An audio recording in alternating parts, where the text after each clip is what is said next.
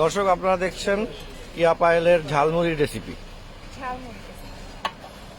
তো এখানে আমি এখন দিব ছোলা। ছোলা।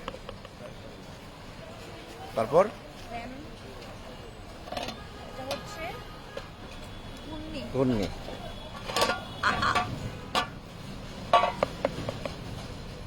ঘুগনির কালার এরকম। ঘুগনি কালার না একটু হলুদ কালার হয়। এটা একদম অর্গানিক তো। তো organic। হুম, আর এখানে আছে মরিচ মরিচ। হ্যাঁ,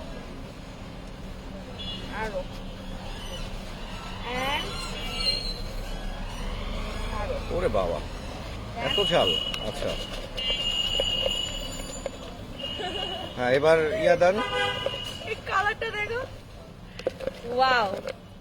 এবার তো এটা আমাকে হচ্ছে হ্যাঁ খেতে মরিচের দেন। ঝালমুড়ি।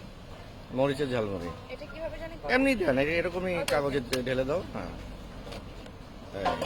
সরি সরি হ্যাঁ এইভাবে দাও। হ্যাঁ এই এই দেখলাম। খাবো কিভাবে? একটা চামচ দিতে হবে তো। হ্যাঁ এখন দিব এটার সাথে চামচ। চামচটা দাও। তো হেড মাই চামচ। হ্যাঁ ওটা ভিতরে ঢুকে দাও। এইবার একটু দেখি আমরা।